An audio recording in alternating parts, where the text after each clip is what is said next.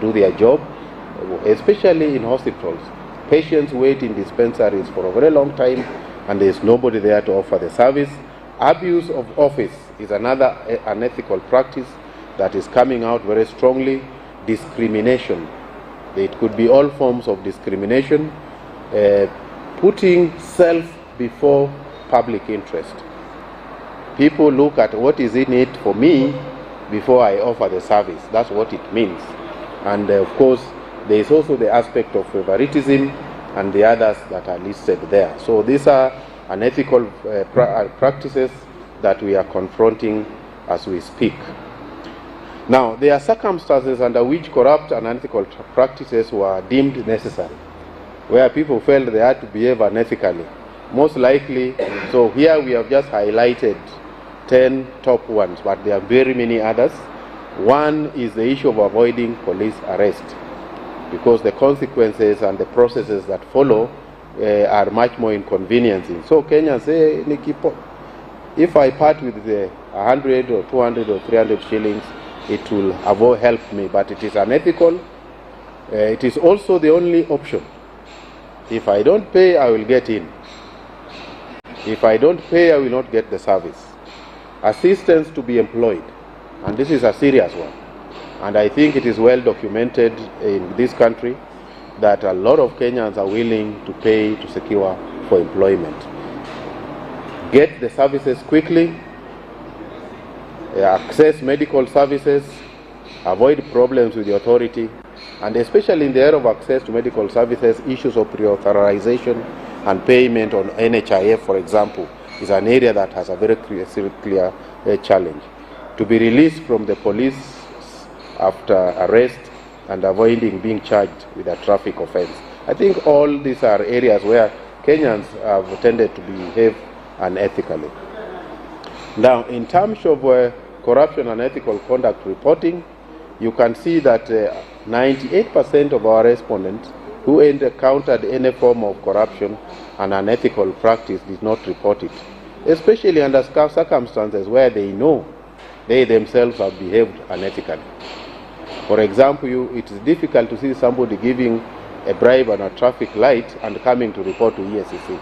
It becomes very, very difficult. So that may answer the question why some of the people who end up in corrupt practices may not report. Now, I quickly want to talk about perceptions of corruption, because that was prevalence, actual experiences. So we are also looking at perception. What do Kenyans think in terms of corruption in our country? So levels of corruption in Kenya, for example, when you look at high, which is the red one, that has the level of corruption, the number of respondents that felt the level of corruption was high in 2023 was 53.3%, which means there were more people who think that corruption is lowering. The level of corruption is lowering compared to 70.2% in 2022. Those who felt that the level of corruption is moderate is high, and when it is moderate, the perception is likely that it is high. It's only that they are being conservative with the way they express themselves. So 25.1% in 2022, and that increased to 32.6% in 2023. Now, those who felt that the number is low, you can see it is somewhere around 5.8%. And I think we've put our focus on the two graphs that are above. What about the individual Kenyans' role to fight corruption? The respondents whom we talked to, the verdict is very clear. They feel they have nothing to do in the fight against corruption. And that is a culture that we need to change. That is the attitude, that is the perception that needs to change across the country. Refusing to give or take a bribe. Only 11% said they would refuse if they were confronted. I can't do anything. I am helpless. About 9.2%. I will adhere to the rules and regulations that are set, 8.1%. Never engaged in corruption, 5.5%. Being transparent and trustworthy, 3.1%. Some people say, I'll pray about it. and we hope that we'll address the corruption. Being spiritually guided is also a measure of avoiding to engage in corruption. I wish the number will go higher beyond what we are seeing. Report corruption 2.4%, which is very consistent with what we saw earlier in terms of those who have engaged. Those who will engage in sensitization and awareness of others, 2.2, and in that order. So perception of most corrupt ministries, we have the Ministry of Interior and Coordination of National Government leading at 47.1%. We have the Ministry of Health following closely at 13.2%. We have the Ministry of Transport, Infrastructure, Housing, Urban Development and Public Works at 5.8%. Ministry of Defense at 5.5%. Ministry of Education at 5.4%. And Ministry of Lands and Fiscal Planning at 5.1%. In terms of the most corrupt departments or agencies, the police is leading at 55.4%, followed by the Immigration Department at 5.2%, Registrar of Persons at 4.4%, Public Health at 4.0%, Department of Education in counties at 3.5%, and National Land Commission at 2.5%. Now, perceptions of most corrupt and unethical departments, especially in county governments, Kenyans perceived that health services, especially ambulances, facilities, and cemeteries, were most prevalent when it comes to corruption and unethical practices.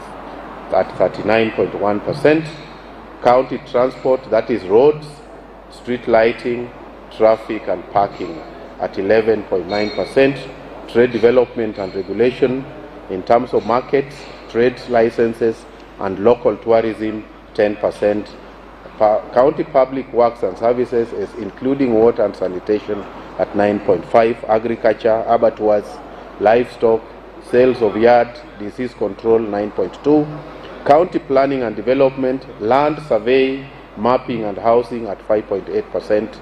In terms of education, ECD, village polytechnics, child healthcare facilities 3.9%, and of course control of drugs and pornography at 2.0%. Now, sources of information when it comes to the public, where do they get information about corruption and unethical conduct? Radio stations, especially local radio stations, are the more leading because they are closer to the people. Television at 66.8%, social media at 39%. It was lower, but it is rising. Word of mouth, where people hear people talk about it, 17.1%. Newspapers 8%. Community meetings 4.9%. Places of worship 3.6%. Places of work 2.2%. Public rallies 1.5%. Banners and posters that are put across the country around 0.5%. And that marks the end of the findings in terms of prevalence and perceptions of corruption. So some key highlights about what needs to be done going forward. I think first of all is increasing public participation and involvement, noting that the number of Kenyans who are willing to engage in corruption is higher. Those who think they need to, they do nothing or can do nothing or are helpless.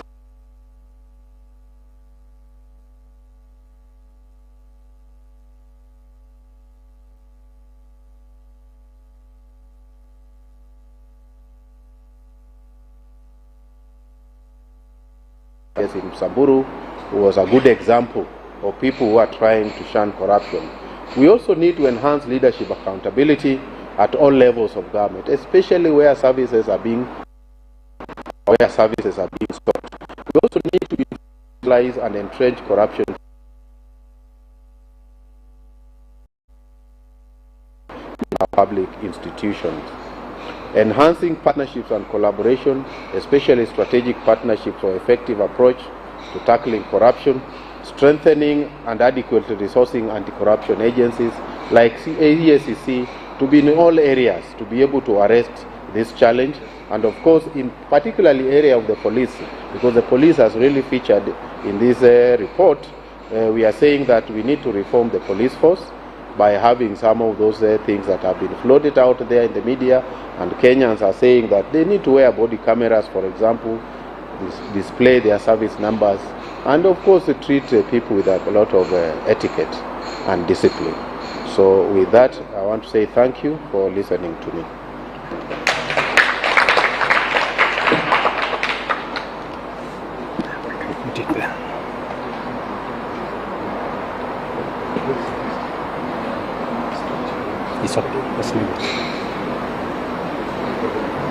Thank you, Director Vincent Okongo.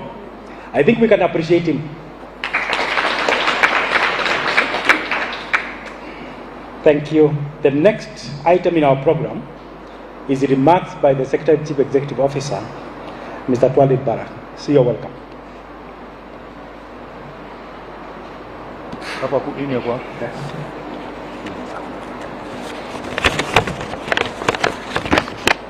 Chairman, the Vice Chair, Commissioners, DCO, Directors, my colleagues and the media, I noted something very interesting. I suspect Mr. Okongo is like me. Maybe he never went to nursery school because he could not read the colors properly. You know, during our time, there was no leisure of going to nursery school. You just start class 1. And the impact of it, you will know when you are doing chemistry practicals. When instead of saying royal blue, you say blue and you get it wrong. This is very good presentation. And this report, the National Ethics and Corruption Survey Report for 2023, the media is here. I hope that they will give it very, very positive coverage, because out of that coverage, people will critique this report. And if this report is critiqued by many people, it means that the prevention department, Mr. Okongo, is working. It's just like in a class, when you do a presentation and you ask any question, if everybody is quiet, there are two things. Either they have understood everything, or they got a blackout. And many times it's a blackout. It's not that they have understood everything. So this is analyzed data to look at the trends and patterns that looks at the corruption map, or the corruption bearing. Where are we heading as a country? And there has been an argument. The police, the immigration, the county government, they will tell you, oh, we are always at the top because we are the most interactive people with the public. But Chair, I would like to tell them the other way around. It is the best source of information because that is where you see the real corruption. So you cannot go and do a survey in Ministry of Mining and you ask Kenyans, what do you think about Ministry of Mining? Is it corrupt or not? This guy has never even seen Tanzanite in his life. What do you expect him to answer? But that person, when he tells you the police, there's a problem. The immigration, there's a problem. That man has queued for many months where he's not able to access his passport. People are not able to make it for medical attention. People are not able to make it to attend university education, to travel abroad, because there is a problem with immigration. And unfortunately, the senior people at the immigration, they give very lame excuse. Printers are not working. So who are you expecting to make printers working? And you are there as a PS, as the head of immigration. You cannot say like that. It's like this excuse people give. Ati barabara zimeharibika mvua kali. When mvua ni kali, the architect and the structural engineers must put a road factoring that this place there's heavy rain. You can even build a house in the middle of an ocean. And our chairman is an architect. Am I right, sir? You just have a proper design of putting a house in the middle of an ocean. So when people say printers are not working at immigration, that is a very lame excuse. Where were you when you bought these printers? What, did you factor that they can have a breakdown? what was your alternative plan in case the printers at the immigration are not working? What is your plan B? In the military, you always move with a plan B. Be like a monkey. When a monkey jumps in the forest, it does not jump with its hands on the chest. It has its hands open, so that in case this hand misses this branch, it has already calculated, in case I miss this branch, I will stick onto it. And that's why you'll never see monkeys falling down, because they have missed getting hold of a branch. So that is how we should operate. The other thing that we look at, the issue of almost 60% of Kenyans perceiving that there's a lot of corruption in the country. It is very simple, because of the poor services that they are getting from the national government and from the county government. Every time I'm being called by some friends, niko na building plan yangu kwa county imekwama. Every time, people who want to build good houses to assist the government in affordable housing, people who want to construct a 10-story flat, you go to the county, you are frustrated, and it's not because you are not meeting the requirements. The guys there deliberately look at excuses so that they can be bribed. So now what happens is what Mr. Okongo has talked about. People go for those approval na pesa kwa mfuko. Because you don't want problems, you leave an envelope for approval to take place. Then what? Nyumba umoja imeenda chini yote. 30 years ago, we never used to hear buildings coming down. Now this country has got so many architects, and Chair, you'll excuse me, I'm not blaming you, you're an architect. A lot of architects, we have a lot of quantity surveyor coming from our universities. So those are problems that are supposed to be history. Unfortunately, they are very recurring. And if you look at the cause, main cause is the corruption. Yesterday, I saw a clip that there was a committee in Parliament that was talking about investors running away from Kenya. That industrial area now has just become an area where we have just go-downs, depots of imported Chinese product and product from other countries. The manufacturing has really gone down. Nobody will come and invest in a place where there's a lot of bureaucracy and corruption sort of approval, because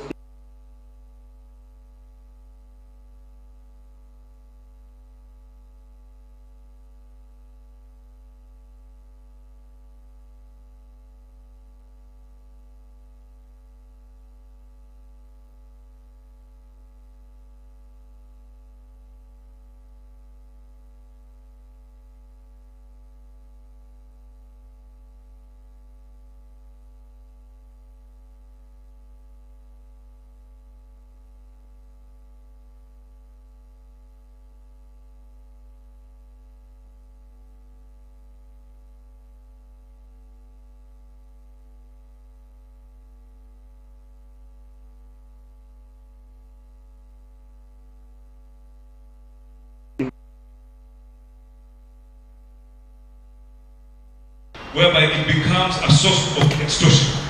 And that's why, like in the police, we are really insisting that we need automation.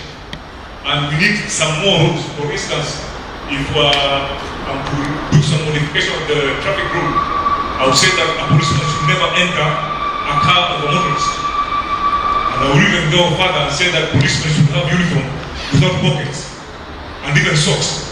Because pockets and socks are the places that they hide their money. And policemen, maybe if you are posted in the traffic police, or you are posted in land office, or you are posted in government hospital, those kind of things will help. Because all this, if you look at all these problems, NTSA is highly automated. But what is happening now, we get reports here that trucks don't go for inspection in the NTSA. They bribe, and then the validation is sent to them. When we tell the operators, can we send trucks? They say, no. You'll have excuse, so many excuses to ban my vehicles completely to be out of the road. So, what tuendelea namna hii, lakini sio hivyo tunaendelea. NTSA The money we pay separately, and instead of having our vehicles inspected physically, the certificates are just issued like that. And that is a very highly automated organization. But when you automate and there's no integrity, you're wasting your time. The other issue is about the mode of communication. How do we communicate on the issue of sensitization about corruption? We have seen the topmost is the TV, radio, and the social media.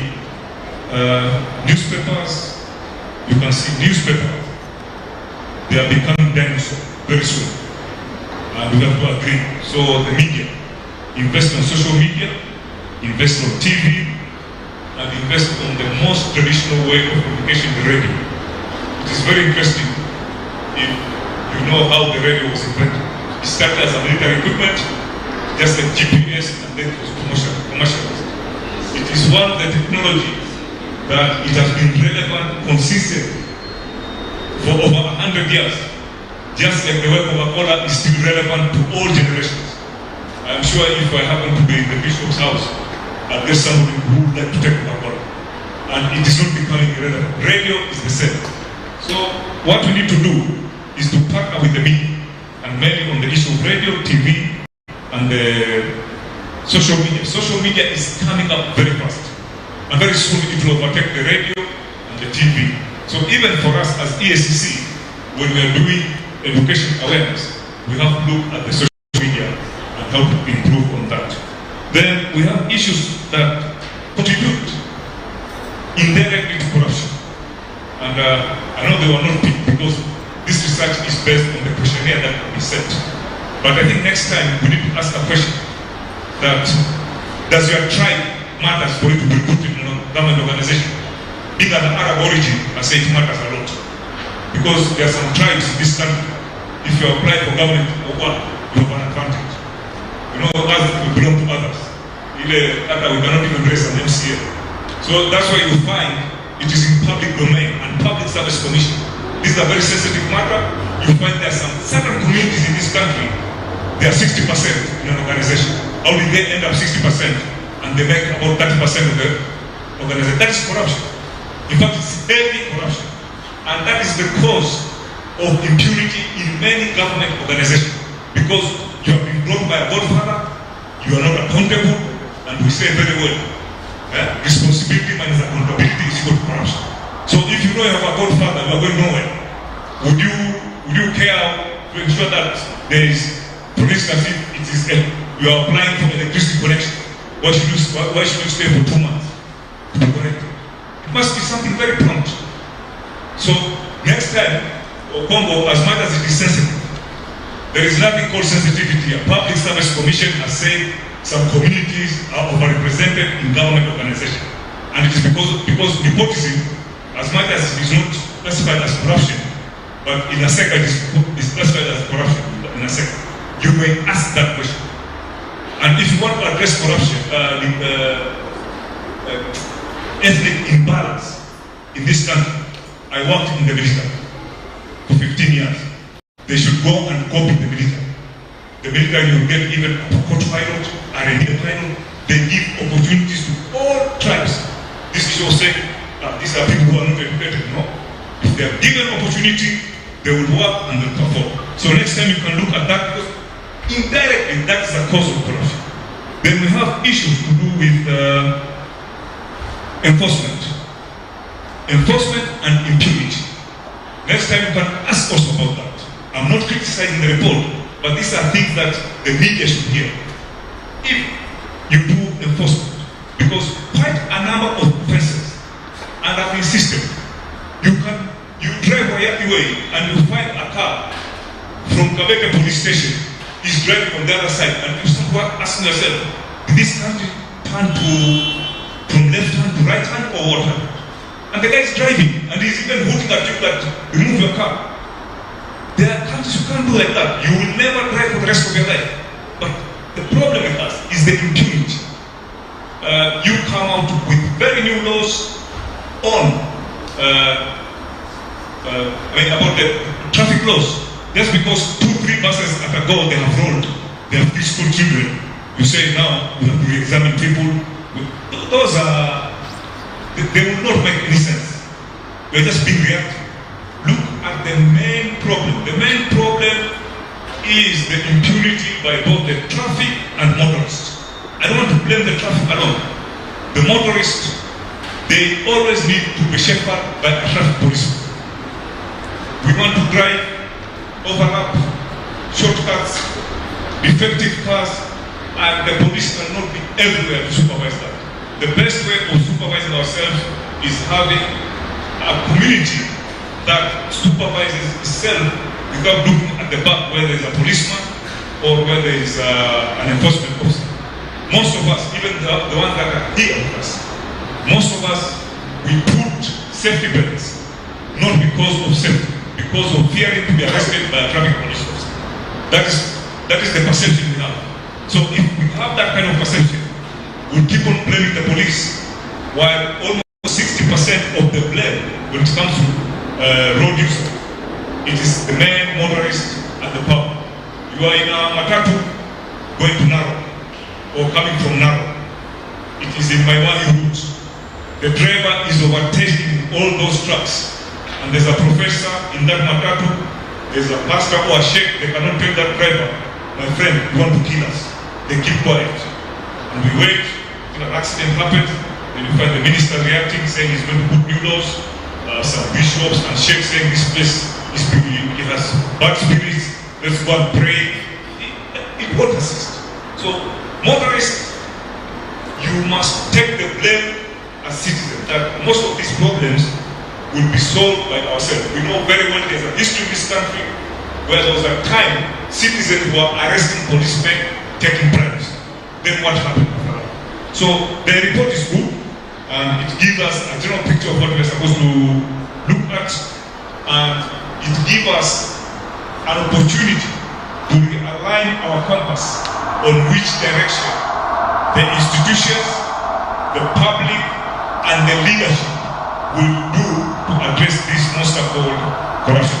With those many remarks, I think this is the time now. We are coming to the climax of this ceremony, and I wish to invite our chairperson, Bishop Oginde, to come and address us. Chairman.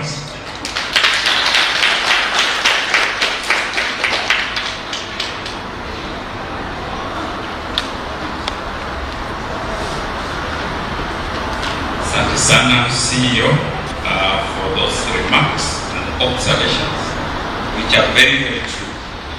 I started by pointing to my profession, architecture. You say that you can build in the sea. It's actually true. In Dubai, there's a whole hotel that is underwater. If you have the money, you can pay $2,000 a night, and you sleep with fish swimming around you. Very, very beautiful. It's one of the attractions of the world. They went to the sea and built a hotel right there. So all things are possible provided you have money. So we can do things to change this country. So my fellow commissioners, the CEO and all those directors who have participated in this project, I want to appreciate every one of you for the contribution that you have made, because the survey that you have done is not just for the sake of it. Every once in a while, a good person who wants to live long, it is recommended that you go to the doctor for a medical checkup, not because you are sick, but just check whether you are okay. And you may come out of there, you are told, normally we say you are given a clean bill of health. In other words, the doctor checks everything and tells you you are okay. That helps you to live positively, face the future with confidence, because you know everything in the system is working well. I recently went for such a one, my animals, and I was told that I need to sit outside. My vitamin D was low, so I needed to have at least 30 minutes every day in the sun. And it is with short sleeves and short trousers, I stay.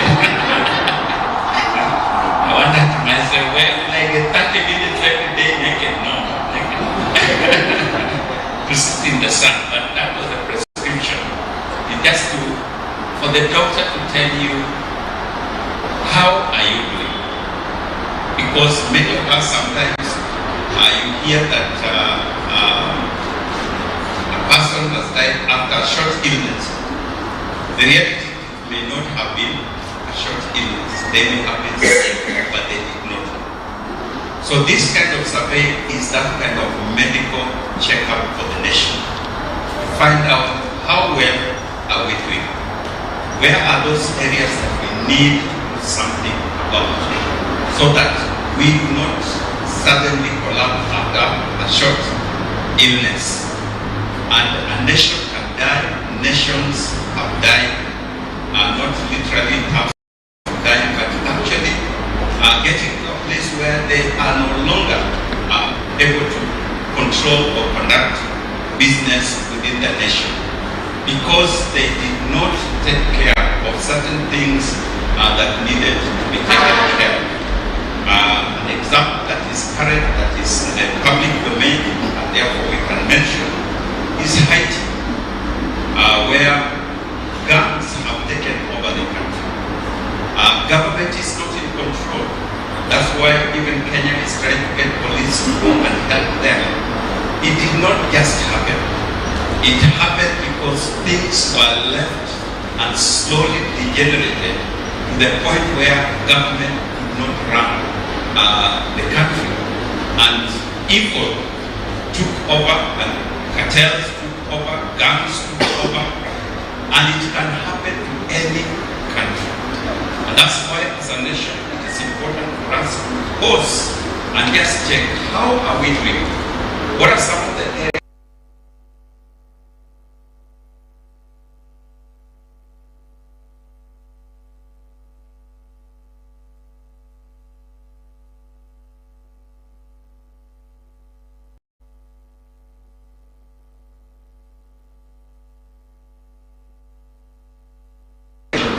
Especially in the area of ethics and integrity.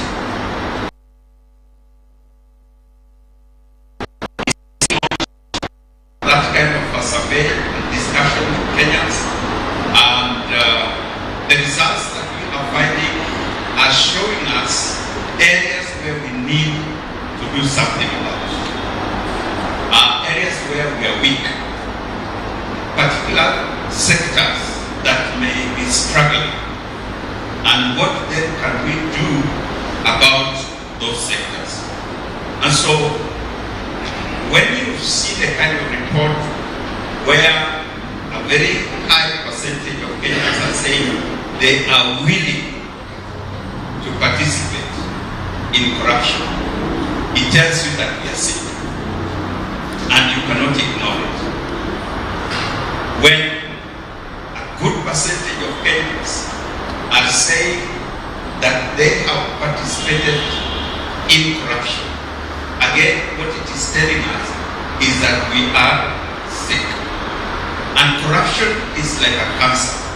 It eats you slowly, and eventually it's going to finish if you do nothing about it. And so fellow Kenyans, those who are seated here, and those of us who may watch this in the news, what we are saying here is that as a nation, there are things that we need to work on.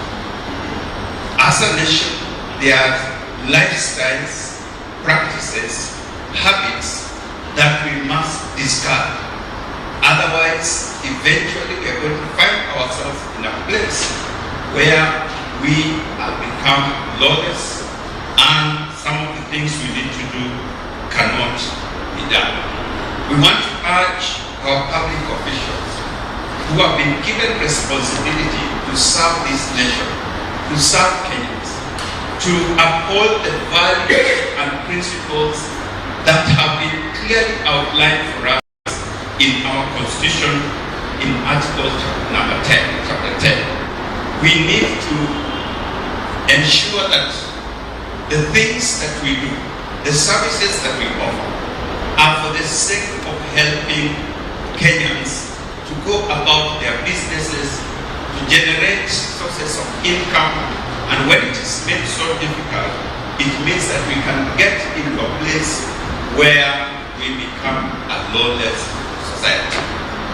We should all commit ourselves to ethics and integrity, to good governance, to transparency and accountability. All public officials, both who are seated here because we are among them, and those who are out there serving in different ministries, departments and agencies of government, whether at national or at the county level, we should seek to foster a good public outlook where we are delivering services with efficiency and effectiveness and easy access for Kenyans to be able to access those services. As leaders and officials, we hold these offices on behalf of Kenyans. When you are given an office and a responsibility, like I have been given in this particular place, it is not for my personal benefit. It is not for my children's benefit. It is not for my wife's benefit. It is not for my brothers and sisters and my community and clan or even my tribe. It is for the sake of all of us as Kenyans. So please let us serve Kenyans with respect, with dignity, without favoritism, nepotism, and all those things that we do. Because these are the things that eventually will kill this country. So today, as we launch this survey report, we want to reiterate that it is not a finger pointing or condemnation that we are bringing against any particular person or individuals, but it is a recognition that many of our institutions need to tighten our belt in the areas that we are weak in. As a commission, we want to work together with these particular entities, institutions of government, so that we can help where we can to reduce the incidences of corruption and lack of integrity that may be going on. As a commission, we are here not to condemn. Our role is not even to arrest. Our biggest role is to prevent the occurrence of corruption and corrupt practices. And so we are ready to work with each and every entity of government that finds weaknesses in any area, and we want to provide any support that we can give you so that you can be able to deliver services to Kenyans in a more effective way. In just a few days, as part of this launch that we have made, we are going to be launching what we call the 100 Days of Rapid Results Initiative. That is going to help these particular departments that have been mentioned here, whether it is at the county level or at the national level. We want to work together with them and see how can we bring a very rapid response on mitigating some of the challenges that they are facing. The police service, for example, has been mentioned over and over again, and it is very possible for us to get used to mentioning the police service as the most corrupt. I think that can change, and we can work with the police, the national police in this country, and change that narrative completely. It is not that they are the most corrupt, it's because they are perhaps the most exposed to the public. We can look at how can we work together. What are some of the weak areas? What are some of the areas that are being exploited by those people who are corrupt? Because not everybody in the police is corrupt. How can we work with them to reduce these incidences of corruption that give that particular sector of our government a bad name and eventually the whole country? And each of those that were mentioned, I'll just give you the example of the police. We want to come together and work with them as a commission to identify areas of weakness and to identify ways and means through which we can reduce these incidences of bribery and corruption within the next 100 days. These 100 days, we are expecting that it will culminate on the 11th of July this year, which will be our Africa Anti-Corruption Day.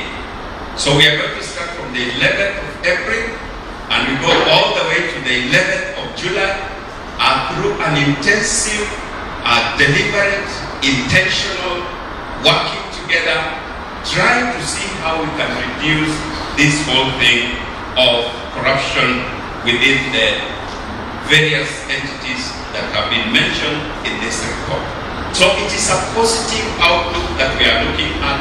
It is not a condemnation that we are bringing, and through a well-structured working together, we believe that we can begin to bring these perceptions down. We believe that we can make some of these entities that have been mentioned to be seen as places of service, not dens of corruption.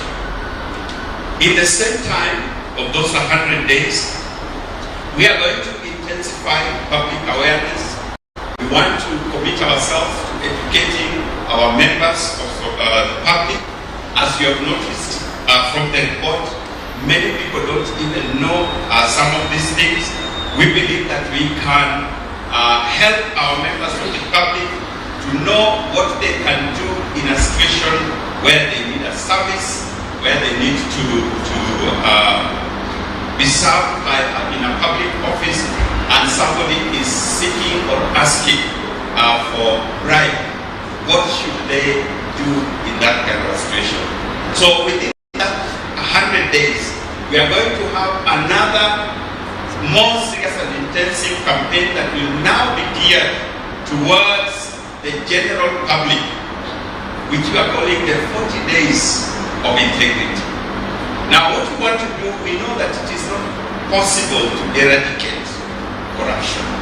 It is not possible to change society within a few days, but we can begin slowly. And we are going to be appealing to Kenyans that for the next 40 days beginning 1st of June, all the way to 11th of July, which is the Africa Anti-Corruption Day, can each and every one of us Kenyans commit to living and practicing integrity and ethical practice. Just for 40 days. We are not saying that after that you can go back. But we are saying that you can take 40 days and you say, how would Kenya look like without corruption?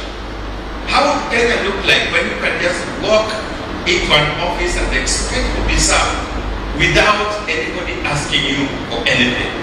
How would Kenya look like if you can drive from here to Nakuru with no police officers stopping you, and even if they stop you because you have made a mistake, they are not asking you for a bribe. They will take you to the police, to the station if you have made a mistake and charge you with that offense. How would Kenya look like? And so in these 40 days, and we are going to give you more details later, we want to just create an environment where every one of us as Kenyans will have an opportunity to practice ethical living and ethical serving of one another. We believe that this can be a beginning of developing a culture of ethical living. Countries that have succeeded have had campaigns, sometimes involving the president himself, where they have campaigns of dealing with a particular issue that is affecting society. For us in Kenya, corruption is eating us. And if we don't do anything about it, it is going to kill us. It may just be a matter of time, and this country will be killed by corruption. And so, as a whole nation, we want to call upon Kenyans. Let us tackle this menace. Let us deal with this cancer. Let us use every radical way and every radical thing we can do in order for us to move out of a place where at the global level we are always listed among the topmost corrupt countries in the world. We can move from there, and it will take every one of us in this country. In that season also, we are going to be doing corruption risk assessments for identified entities and hotspot corruption hotspots in this country, some of which have been identified in this survey. We are going to have targeted trainings on ethics and governance for various government organs so that they can know what to do. Yesterday, I was in a meeting where the president had called various leaders of different government departments and corporations.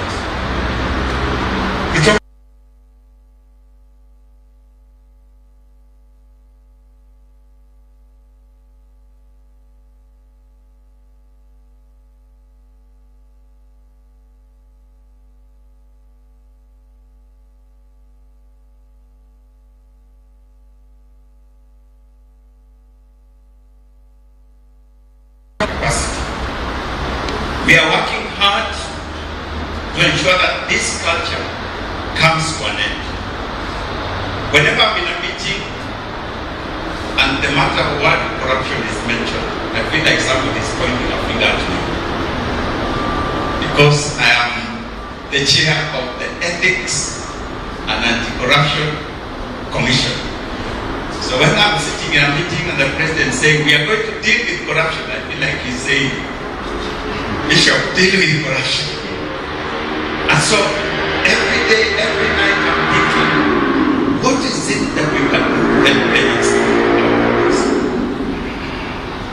As I've said, it will take all of us working together. And therefore, during this season of 100 days, we want to call upon the media. And we thank you for coming to be here with us. Let's begin to change the narrative. Let's look for those people who are doing well.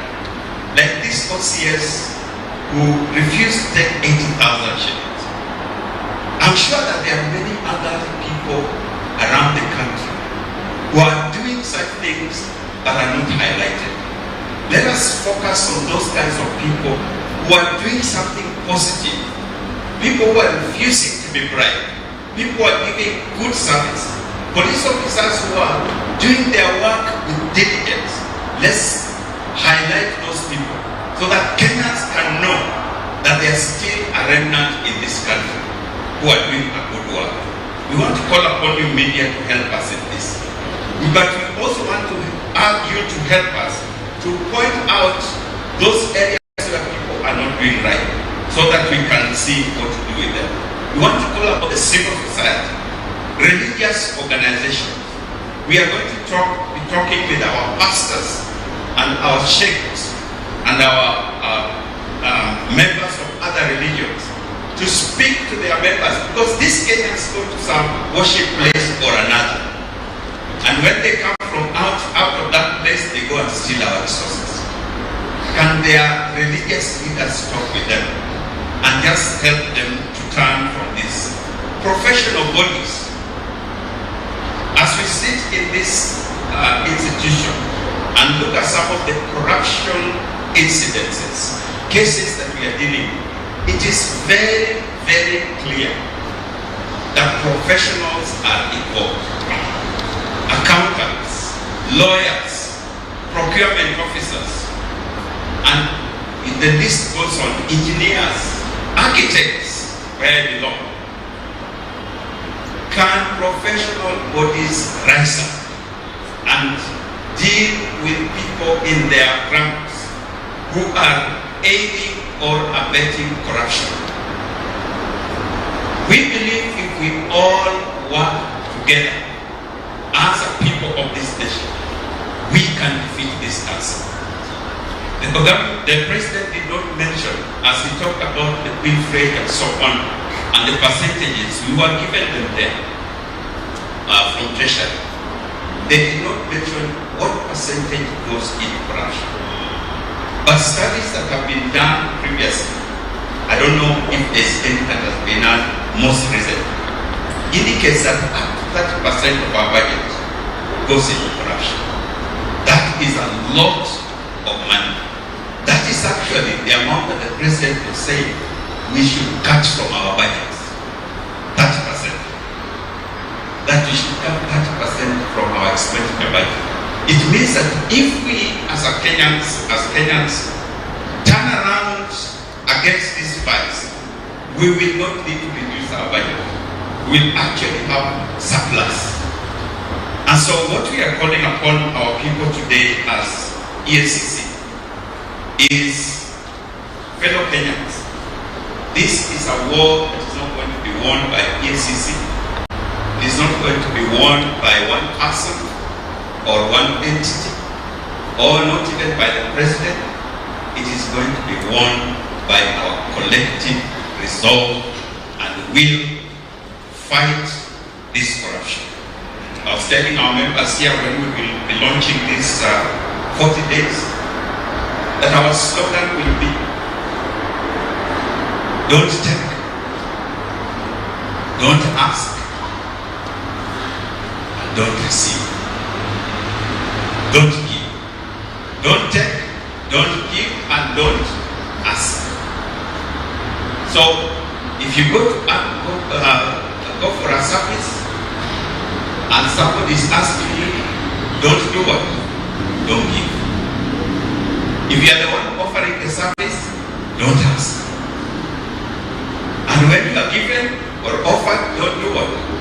Don't take. If we do those three things, my friend, this country will be different. This country. I'm looking forward in my lifetime to live in a corruption-free Kenya. And I believe before I go to the grave, I may see it. That's what I've committed myself to. And if Kenyans work together with me, we will be a super nation.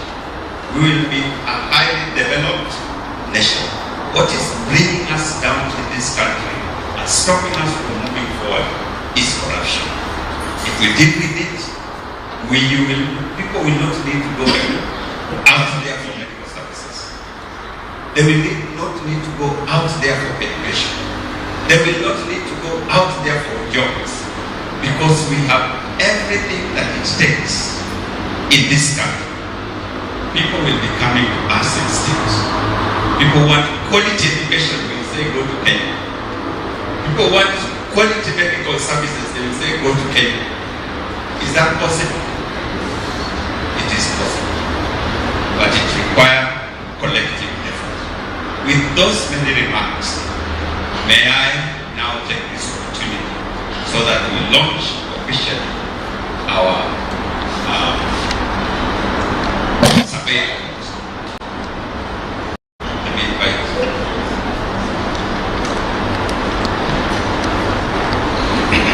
You can appreciate the German speaker.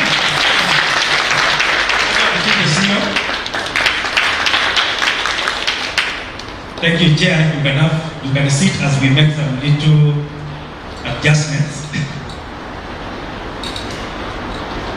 This report has not been printed because we believe EACC should promote the climate smart initiatives of our nation, and therefore we are going to have this report digitally launched.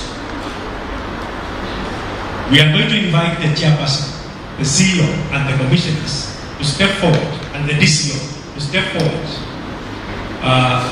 so that Chair and the CEO, you press the button for us for the digital launch, of the National Ethics and Corruption Survey 2023. It is symbolic. You just stand by side, then we will have the commissioners.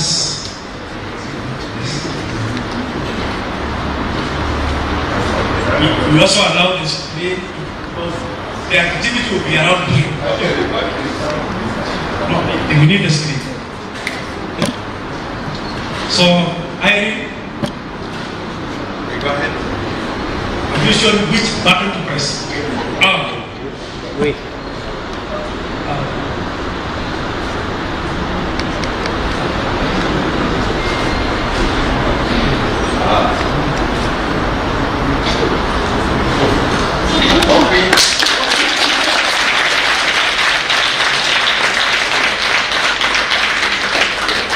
The National Ethics and Corruption Survey 2023 has formally been launched. Thank you very much. It is that simple.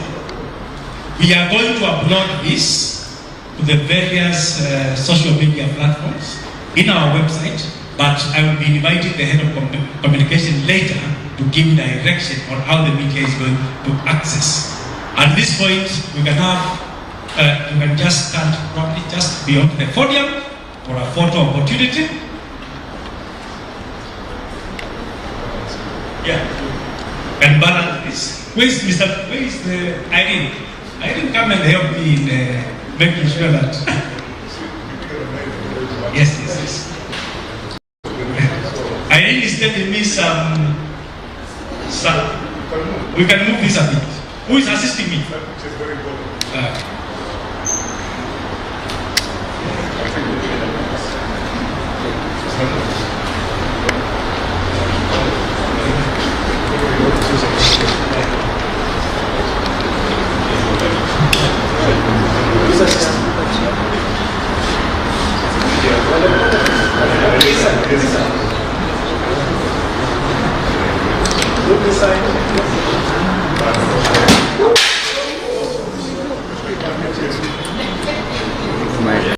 Usinivunjie mic.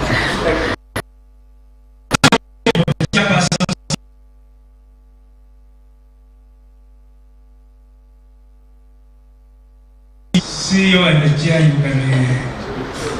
Yes. Yes.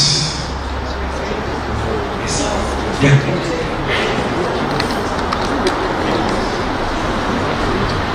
When you are done, you let me know so that we invite other people. Directors start preparing to come.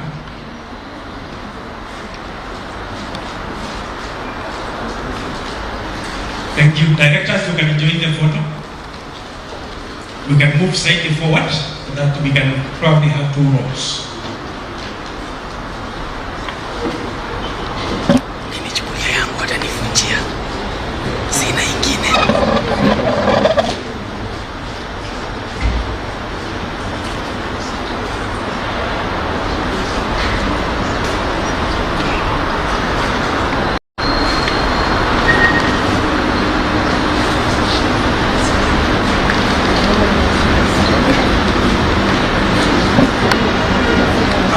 From the research department who did this survey, and probably just to make sure that the team is not too big, maybe directors, we can allow the staff also now to take photos with the commissioners.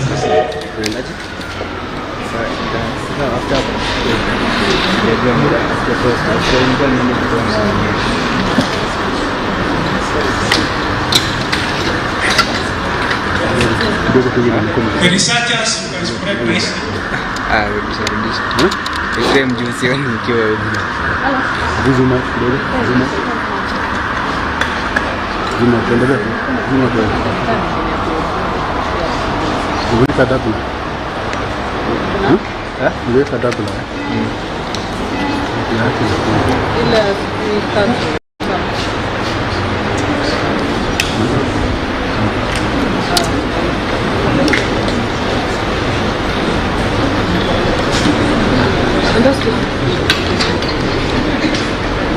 Hello.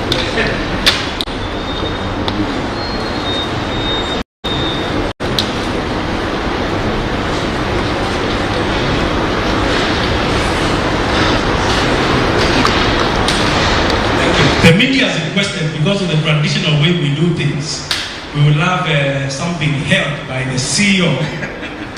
We can even have, because this is digital, we can even use the chairperson's iPad. You want a photo?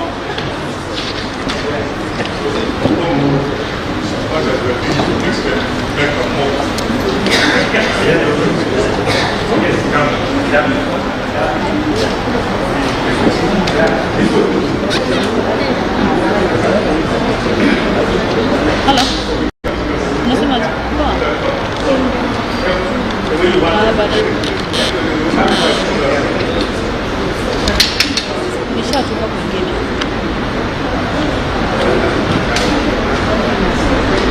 Nishatoka na Vera Westlands. Na shida.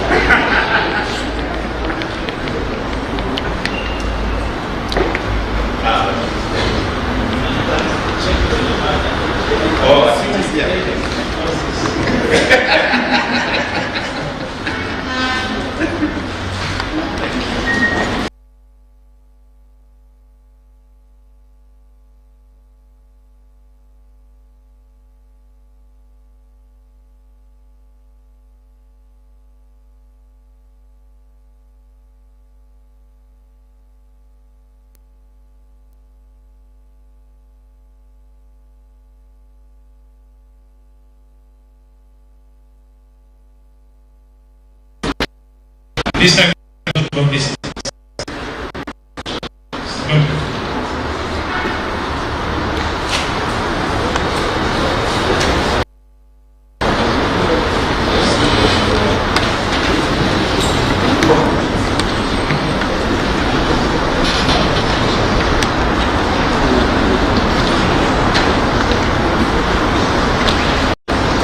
At this point, our next item in the agenda is what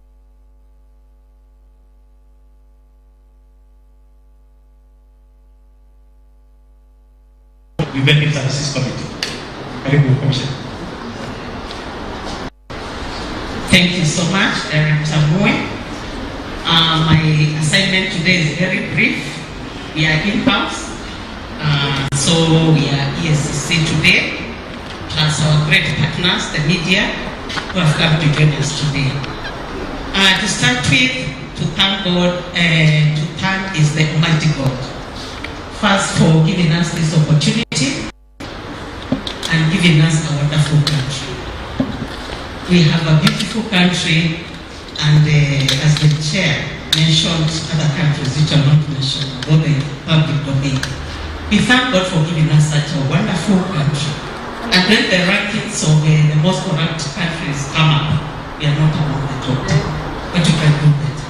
So we are grateful for our nation, and also on behalf of all the public servants in this nation. What we are talking about is about corruption within the public service. We have been given an opportunity from the executive, the judiciary, and the legislature, everyone. I thank God for each and every public servant in this nation.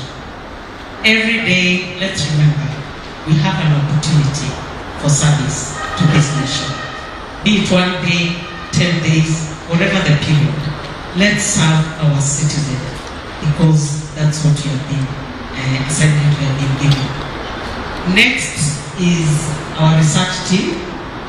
Our research team led by Nancy and Director Vincent, and as far as Nancy is not here. This research was done within a record time. I know we are launching it in March, but they finished the research in November, and by December, they already did the presentation. Research team, wonderful. We are very proud of you. Please give it up. Yeah, led by Nancy, who is not here today, and Director Vincent. I also thank the coordination team and the corporate communication team. I think our expenditure into this, you see lounges being done, and you see 10 million. I don't know how much it's costing us today. I'm sure it's not, it's just the water which we have to take today.